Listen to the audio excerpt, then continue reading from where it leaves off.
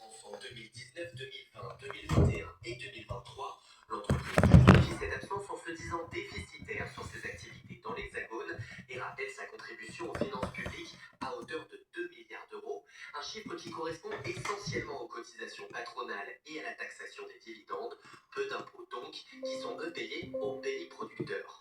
La gauche en appelle donc à une taxation des super-profits, mais le Premier ministre préférerait une redistribution volontaire. S'il y a des résultats exceptionnels, ça pose la question d'une redistribution qui pourrait être à due proportion, pas exceptionnelle. Réponse rapide de Total Énergie. Nous avons mis sans attendre qu'on nous le demande une politique de plafonnement des carburants et nous comptons la poursuivre. C'est comme ça que nous redistribuons nos profits. Des prix toujours plafonnés dans les stations-service de l'entreprise, 1,99€ le litre pour l'essence et 2,25€ pour le gasoil.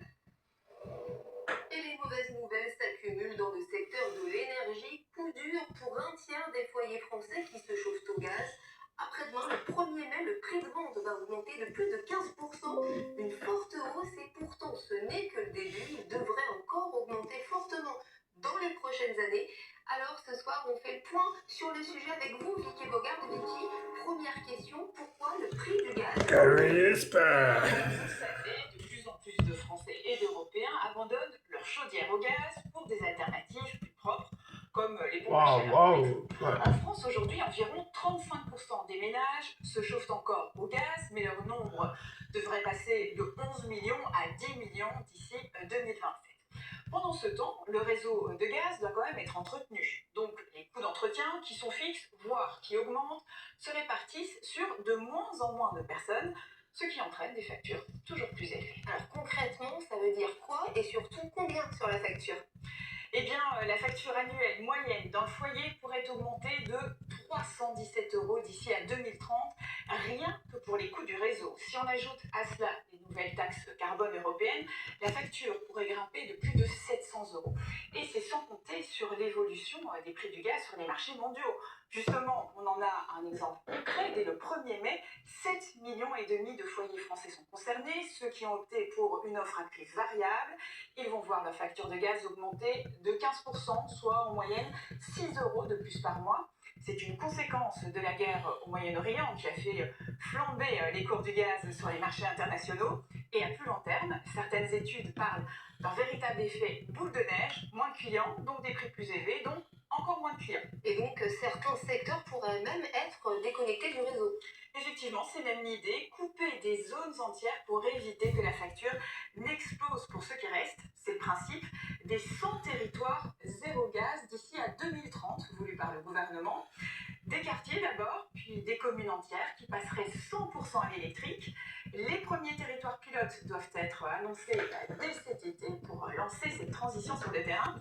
La mesure soulève évidemment d'épineuses questions, notamment celle du financement. Des aides sont prévues pour accompagner les ménages, mais on ne sait pas encore combien, ni pour qui exactement. À suivre, donc merci beaucoup Vicky pour toutes ces explications.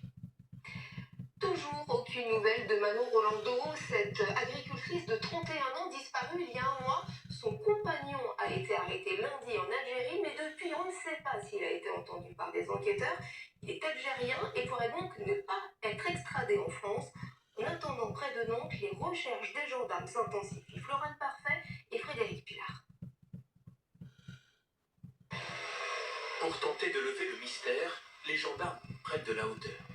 2 drones survolent depuis 2 jours Saint-Étienne-de-Montluc, autour de la ferme et du domicile de Manon Rolando, disparue il y a un mois. La zone qui est ici est une zone très rurale, une zone aussi avec de nombreux canaux, des zones avec des étiers et des marais. Plusieurs dizaines de kilomètres carrés ratissés depuis les airs.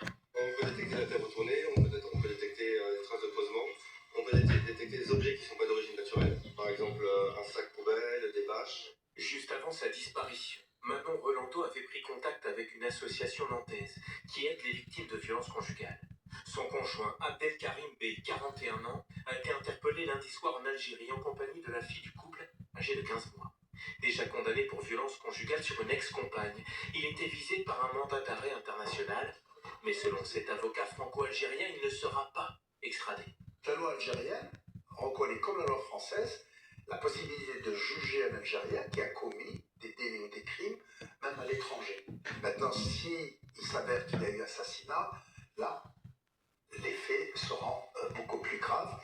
Et vous savez qu'en Algérie, c'est la peine de mort pour ce genre de crime. C'est-à-dire que la personne risque plus en Algérie qu'en France. Les gendarmes et magistrats français pourraient en revanche collaborer à l'enquête et demander à assister aux interrogatoires du conjoint de Manon Roland. C'est une tendance qui inquiète les médecins. Les lycéens français sont de plus en plus accros à la cigarette électronique, les jeunes filles plus particulièrement. Près de la moitié d'entre elles ont déjà essayé.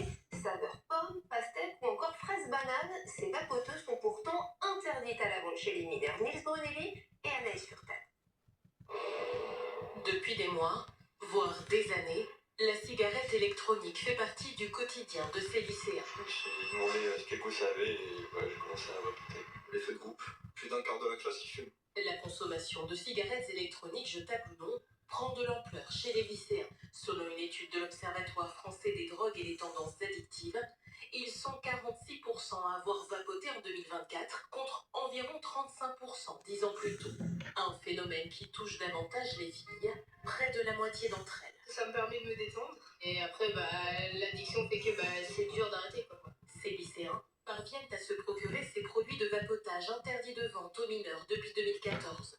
Couleurs attractives, goûts originaux, un marketing qui cible les jeunes selon ce député, et il porte une proposition de loi favorable à un packaging neutre, comme pour le tabac. Tout est permis parce que jusqu'à maintenant, ça a été présenté comme un outil de sevrage. Là, on voit bien que ça a largement débordé ce cadre. On parle d'enfants qui ont 14, 15, 16 ans, d'où le papier neutre pour faire cesser ce marketing. Une aberration, selon la filière française de la vape. Adresser aux fumeurs le message que fumer ou vaper c'est pareil est inadmissible et irresponsable. Or, selon l'Alliance contre l'industrie du tabac, la cigarette électronique peut constituer une porte d'entrée vers la cigarette. Finalement, on se retrouve avec des jeunes alors qu'ils n'auraient jamais commencé à fumer, qui vapotent, et d'autres qui finalement utilisent les deux produits, qui fument et qui vapotent en même temps. Selon l'Agence nationale de sécurité sanitaire, les produits de vapotage comportent des risques cardiovasculaires, respiratoires et potentiellement cancérogènes, y compris en l'absence de nicotine. Quand les murs d'une ville deviennent des panneaux publicitaires pour les dealers, eh bien cela contrarie beaucoup le maire, mais aussi les habitants de Roche-la-Molière dans la Loire. Des tags incitant à la vente de stupéfiants sont apparus partout, même sur les murs du château. L'homme a été identifié, mais toujours pas interpellé. Jérôme Marier et Emmanuel Michel. Et le monument emblématique de la ville de Roche-la-Molière. Témoin de l'architecture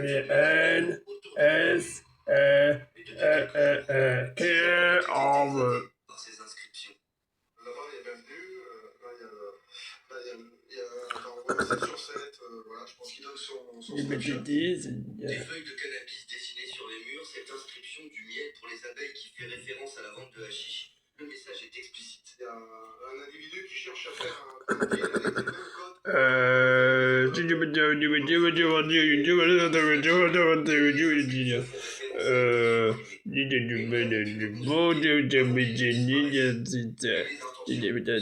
intentions